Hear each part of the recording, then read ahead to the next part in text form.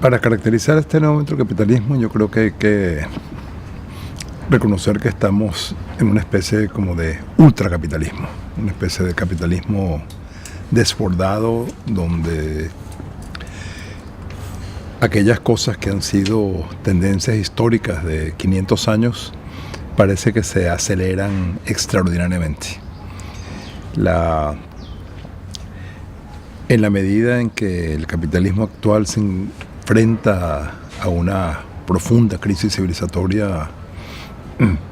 cuya dimensión más evidente es el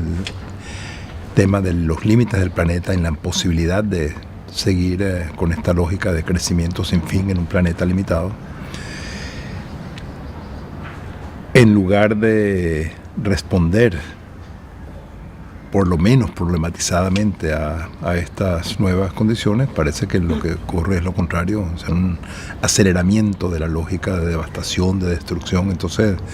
digamos, como que todas las características fundamentales de capitalismo en términos de explotación, de desigualdad, de devastación de la naturaleza, de patrones patriarcales, etcétera, están en un momento como de radicalización. El capital financiero se está convirtiendo en el eje principal de los procesos de acumulación, y por otra parte nos encontramos también en un capitalismo crecientemente autoritario y militarizado.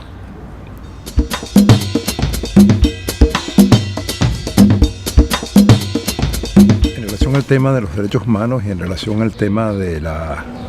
en general de la democracia en sus formas históricas fundamentalmente liberales, las perspectivas críticas alternativas de izquierda, o como las queramos denominar, han tenido siempre inevitablemente una relación llena de tensiones y de ambigüedades. Creo que pensar que los derechos humanos son simplemente, el instrumental de los derechos humanos de Naciones Unidas son unos mecanismos como de control estatal, o unos mecanismos como de distraer la atención de otros asuntos, o pensar que la democracia es una democracia que es meramente burguesa, una democracia de clase, etcétera, es absolutamente inconveniente e históricamente no corresponde a cómo se ha llegado a esta situación. Entonces creo que es históricamente necesario de alguna manera destacar en primer lugar, para poder responder la pregunta, que algunos asuntos fundamentales de lo que entendemos por democracia, que son libertades civiles, derecho a la reunión, derecho a la libertad de expresión, derecho a la organización en diferentes formas, etcétera, derecho a sufragio universal, no son simplemente unos parapetos legales inventados como mecanismos o instrumentos de dominación de clases, sino que son conquistas de luchas de mucho tiempo, y conquistas que efectivamente fueron resultado de movilizaciones, confrontaciones, represiones, sangre. O sea, fue una lucha que fue abriendo espacios, y estos espacios son los espacios de lo que entendemos como los ámbitos de la política, etcétera, ¿no? Entonces, cuando en la creación de las Naciones Unidas,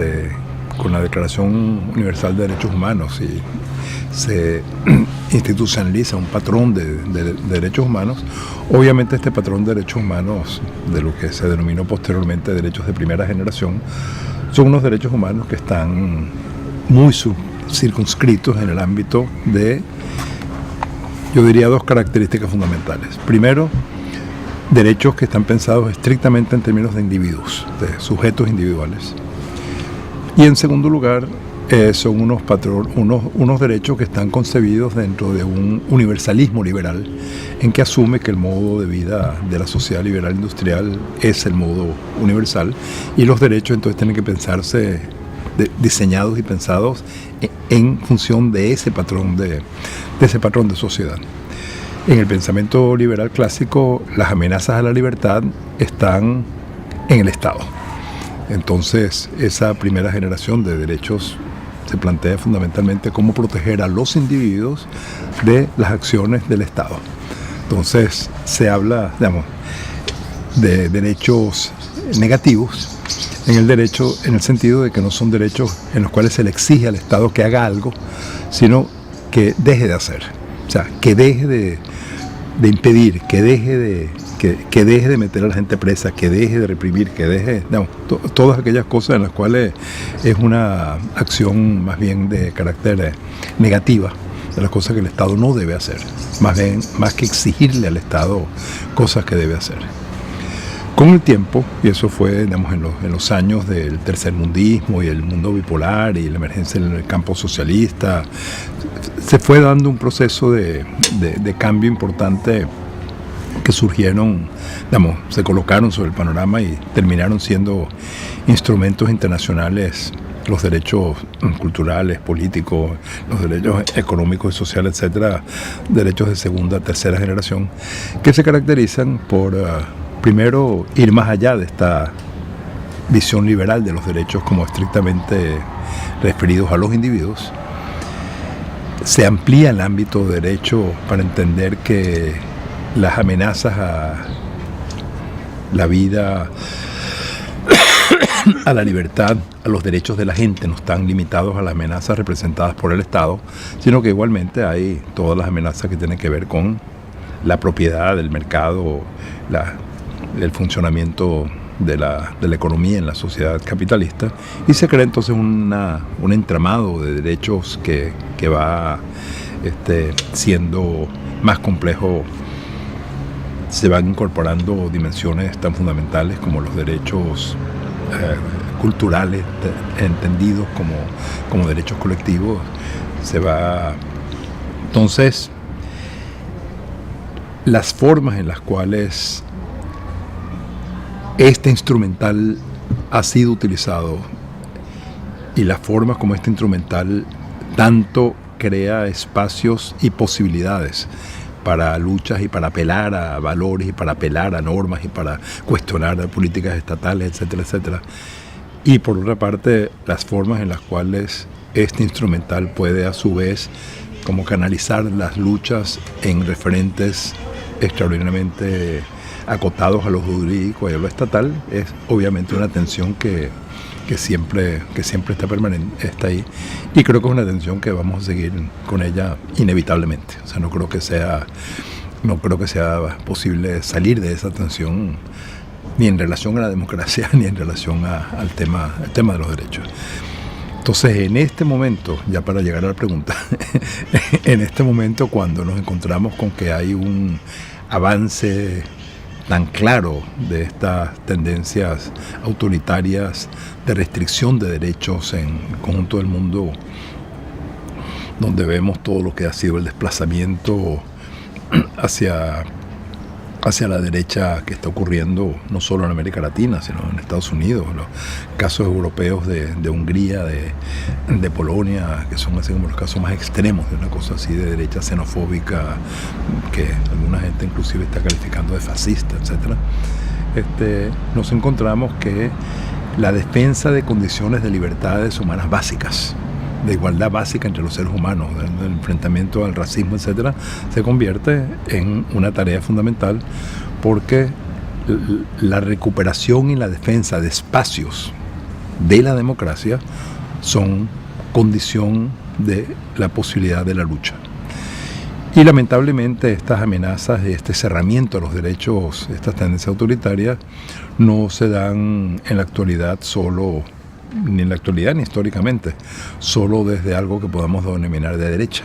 sino que igualmente hay procesos autoidentificados como de izquierda que también han avanzado en un cerramiento severo de derechos en posición de direcciones bastante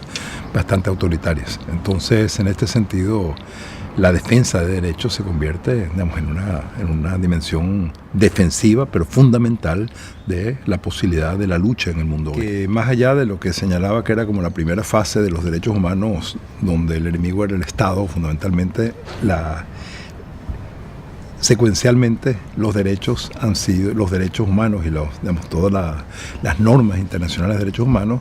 han sido construidas de tal manera que el referente fundamental de la defensa de los derechos es el Estado. Entonces,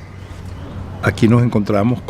por eso, desde el punto de vista de movimientos anticapitalistas o lo que podemos denominar ampliamente desde las izquierdas, la relación con este ámbito de los derechos es una relación compleja, porque en la medida en que se apuesta a que es el Estado y desde el Estado que es posible la defensa de los derechos de la gente, en esa medida se le está otorgando al Estado mayor poder, mayor injerencia, mayor control sobre el conjunto de la sociedad. Y eso, por supuesto, tiene consecuencias que estamos viendo cada vez más claramente en términos de las implicaciones que eso tiene de la limitación de la capacidad de autoorganización de la sociedad para autogobernancia, autonomías, etcétera, etcétera, etcétera. Entonces, lo que digo es que para responder a los retos que hoy plantea las amenazas a estas autoritarias, es indispensable colocarse en esta contradicción, reconocer la contradicción y actuar en esa contradicción. No podemos simplemente olvidar que estamos en un campo complejo lleno de tensiones, que no podemos simplemente abandonar ese ámbito jurídico de la posibilidad de que apelando a normas podamos defender ámbitos de libertad, ámbitos de derechos, ámbitos de derechos territoriales, etcétera, etcétera, pero en una forma tal que no terminemos inclusive en nuestros propios imaginarios de pensar que el Estado es el centro de la vida y que es solo apelando al Estado y creando nuevas constituciones, nuevas leyes, nuevos derechos y haciendo apelaciones jurídicas en los tribunales que se construyan, porque es un proceso en que desde el Estado se va también absorbiendo las fuerzas de la sociedad, no solo las fuerzas transformadoras, sino las fuerzas de reflexión, de gestión, de posibilidad de pensamiento desde la sociedad, de otras formas que vayan más allá de esta cosa monolítica, vertical que es el Estado.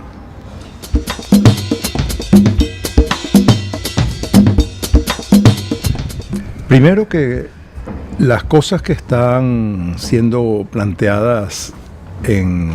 como proyectos alternativos, o las cosas que, por ejemplo, tomando los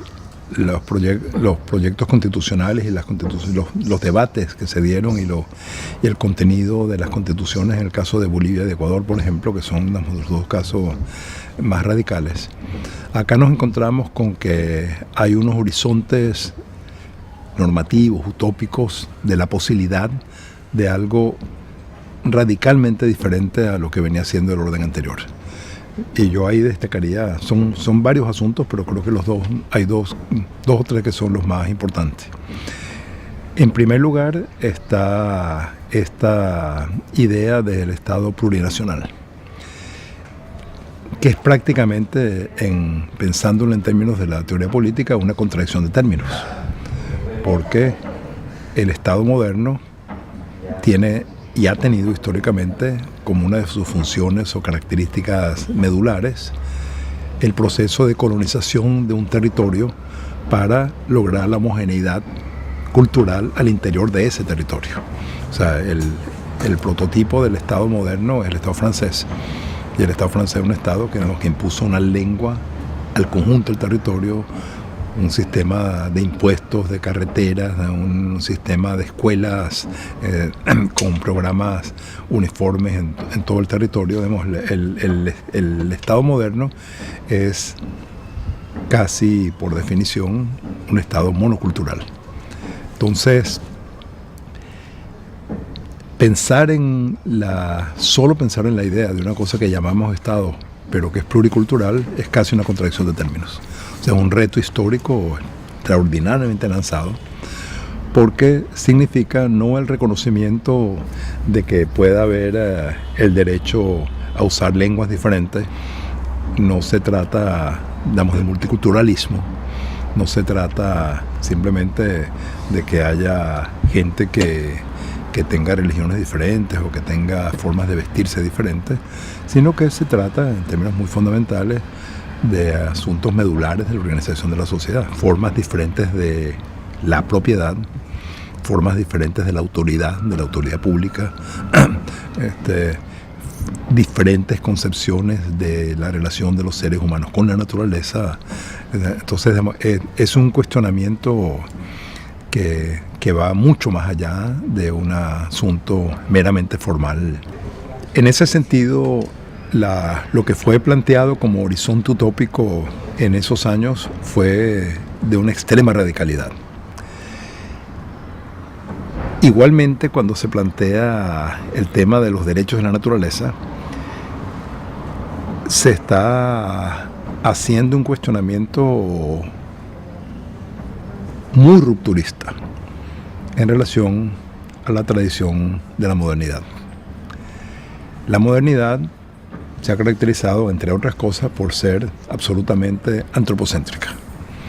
O sea, el ser humano, y particularmente el hombre masculino,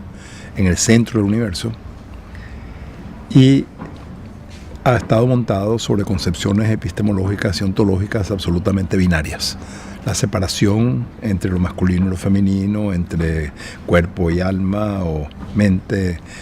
entre cultura, naturaleza, etcétera, entre objeto y sujeto. Entonces, cuando se plantea que la naturaleza no es objeto, sino que tiene derechos, hay aquí un cuestionamiento epistemológico fundamental que cuestiona el piso mismo de la modernidad. Aunque esto no estuviese, plenamente hecho conciencia en la forma como se planteó en los textos, en el texto constitucional en el caso de Ecuador, o en las leyes sobre el derecho de la madre tierra en el caso boliviano, efectivamente esto está abriendo unos horizontes de ruptura extraordinariamente radicales, que obviamente trascienden en mucho el andamiaje institucional de derechos humanos que forma parte de las formas en que desde la modernidad, desde el capitalismo, desde toda la institucionalidad de Naciones Unidas, etcétera, se ha construido. Entonces, evidentemente esto no era un problema que se solucionaba por la vía de incluir unos textos en la Constitución. Esto yo creo que hay que entenderlo como un horizonte normativo de largo plazo, como unas aspiraciones, como una especie de posibilidad de otras formas de vida, que es una agenda de lucha. Entonces, acá tenemos el reto de ver cómo, sin abandonar esa agenda, no la podemos pensar simplemente como una conquista que está, y aquí hay el peso de una tradición muy española y muy latinoamericana de pensar que porque está escrito en un papel eso se va a cumplir. El hecho de que esté escrito en un papel simplemente apunta a que para allá queremos ir, pero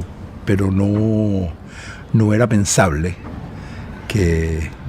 desde el Estado, desde los gobiernos, se iba a implementar una sociedad de suma causa y de suma camaña, de derechos de la naturaleza, de pluriculturalidad. O sea, esas cosas son procesos de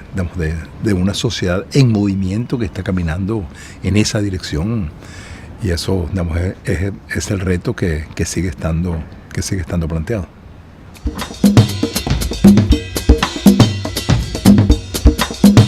Pensamos que esta sociedad y la modernidad se ha caracterizado por imponer unas lógicas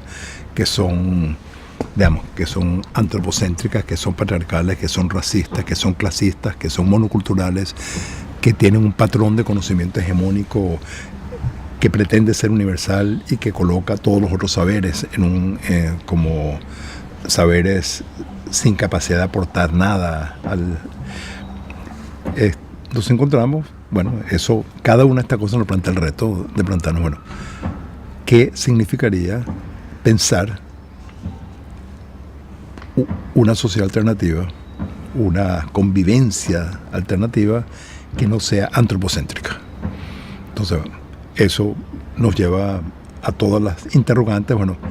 ¿qué es el antropocentrismo? ¿A qué conduce? Obviamente hoy, cuando pensamos en el tema de la crisis ambiental, calentamiento climático, destrucción acelerada de la diversidad biológica, etcétera, nos damos cuenta, bueno, el antropocentrismo, un orden social montado sobre la idea de que la naturaleza, esa cosa que llamamos naturaleza, que esa exterioridad está ahí para servirle a los seres humanos y la podemos explotar y someter a nuestro antojo, llega a su límite. Entonces, ¿cómo podemos pensar en otras formas de vivir sobre el supuesto de que formamos parte de las redes de la vida y que las redes de la vida para su autosostenimiento requieren nociones de equilibrio, otras nociones relacionales diferentes a una relación de sometimiento-explotación? Y esto por supuesto no es fácil porque se ha impuesto en una elevada proporción del planeta esta forma de entender la relación con el entorno y toda la lógica, digamos, del crecimiento, de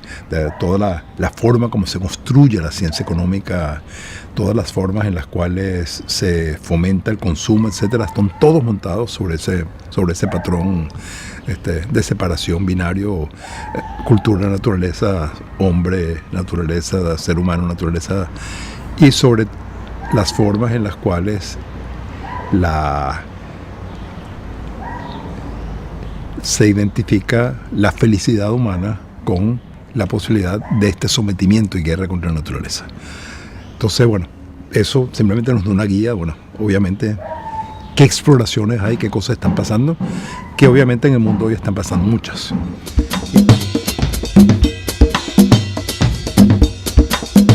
Sí, hay obviamente una dimensión fundamental,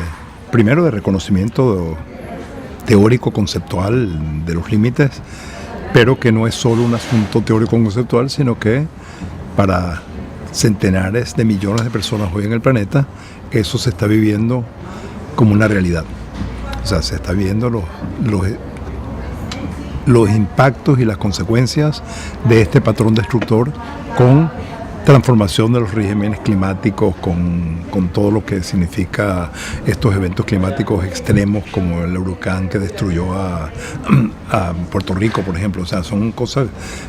o sea, no son simplemente unas proyecciones apocalípticas de unos científicos, sino que es un... Ahora, ¿cómo hacer para que ese reconocimiento se convierta en una transformación, en transformaciones de las conciencias colectivas que llegue a la búsqueda de otras formas de vivir, otras formas de entender la felicidad, otras formas de entender los límites del consumo, unas nociones de suficiencia totalmente diferentes a esta lógica capitalista de estar siempre insatisfechos porque siempre se quiere más? Entonces, y lo que venía diciendo es que hay en qué apoyarse. Y ese en qué apoyarse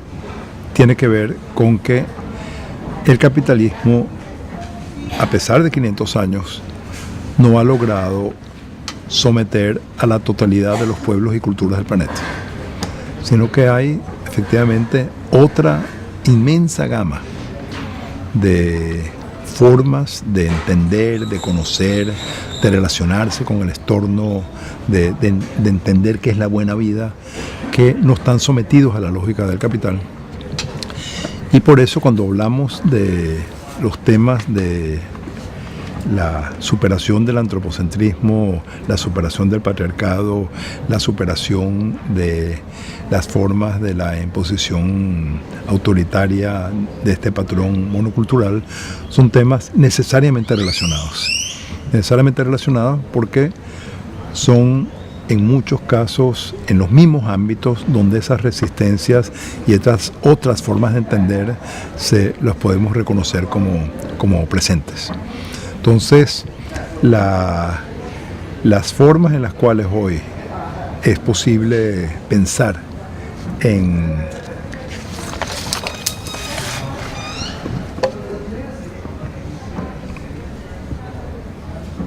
que nos encontramos ante una crisis civilizatoria, que esta crisis civilizatoria es multidimensional,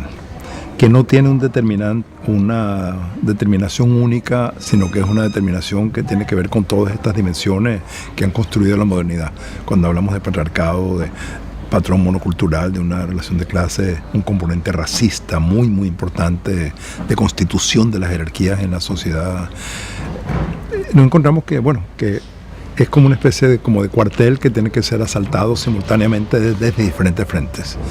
No necesariamente cada lucha es una lucha que tiene capacidad de abordar todos los temas,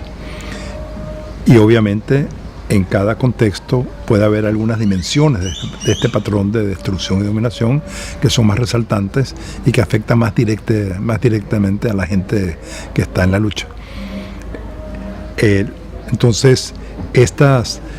en este momento, por ejemplo, resalta extraordinariamente la dimensión esta